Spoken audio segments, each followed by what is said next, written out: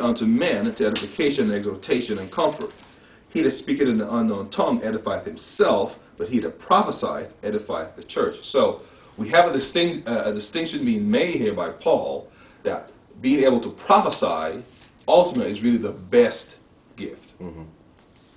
Turn back quickly to 1 Corinthians 12. Let's see what the order of gifts are. Okay? Where does tongues rank in church authority? If you look at verse 28,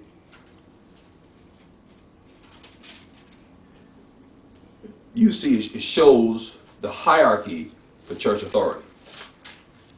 It says first apostles, and God has set some in the church, first apostles, secondarily prophets, thirdly teachers. And by the way, the use of the word teachers here includes evangelists, pastors, and teachers. Okay, not just the calling of the teacher.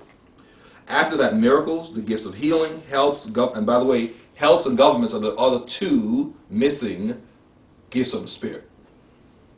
Mm-hmm. Okay, they get helps and governments. Those are the other two. I said there are 13. Those are the other two that aren't listed before.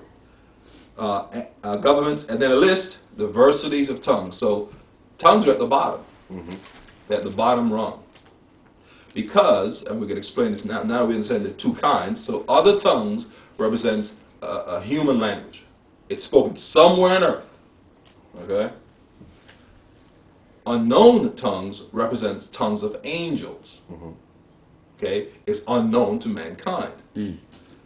Therefore, we see there's another gift called the gift of the interpretation of tongues. Specifically, it's really the interpretation of unknown tongues. Mm-hmm. There's no need to interpret other tongues because it's a human language. Mm-hmm. You do need to interpret tongues of angels, however, mm-hmm. unknown tongues. Mm-hmm.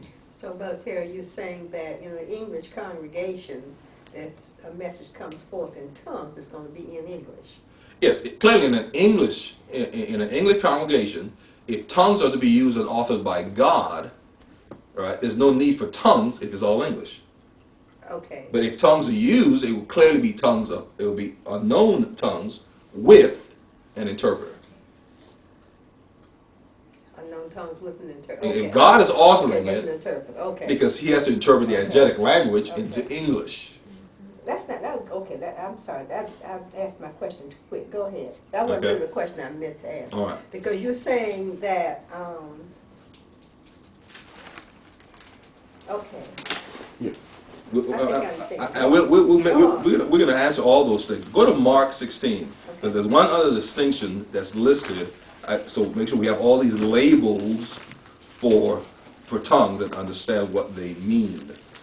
So other tongues correspond to tongues of men, a human language. Mm-hmm. Unknown tongues correspond to tongues of angels and an angelic language, or you can call it a spiritual language to some degree. Mm-hmm. Here in Mark 16, Mark uses another word to distinguish tongues, and it's near the end of Mark 16. And it says here in verse 17, and these signs shall follow them that believe. In my name shall they cast out devils. They shall speak with new tongues. Now, Mark was simply being generic. He is including both other tongues and unknown tongues in new tongues. So, if you understand this then, all Christians have tongues. Mm-hmm. Mm-hmm. Did you miss that? All Christians have the gift of tongues. Mm-hmm. It's just the question is which one. Mm-hmm. Some Christians would have the gift of other tongues. Some Christians would have the gift of unknown tongues. Mm-hmm. Courtney, question. Yeah. So for the gift of other tongues, is that something that has to be spontaneous, or can it be something that you study and pick up quickly? Like, I know there are people who maybe get fluent in 5 languages. Right. Well, if you are fluent in language, then you're not using your gift. So it's not something you study. It's no. Just okay. Remember, the Spirit speaks. It has nothing to do with you. Okay. It has absolutely nothing to do with you. It's the Spirit speaking. It's instantaneous. Okay. Right. So if you become fluent in 5 languages, then you have become fluent in 5 languages. Okay. You're not using the gift of God. You're using yourself. Okay. Okay? Now, go back to Acts. look what Peter responds to the crowd as to what's going on. Because they're curious, of course. Okay? They're curious.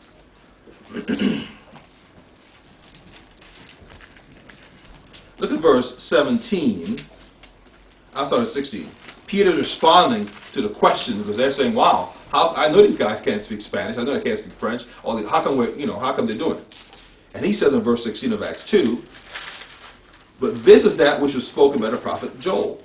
And it shall come to pass in the last days, saith God, I will pour out my spirit upon all flesh, and your sons and your daughters shall prophesy, and your young men shall see visions, and your old men shall dream dreams.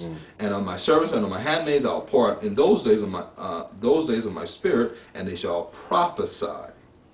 Now, he's explaining what the disciples are doing. So he's saying they're prophesying. Do you understand that? Other tongues is a form of prophecy. Which means, if you were just to choose, who would God give that gift to? He would probably give it to people he's chosen to be ministers. Especially evangelists.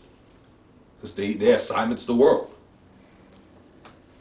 It would make sense if you could send an evangelist deep into the roots of China, where they have some unique languages only to that particular region, that God can speak that language, not the person,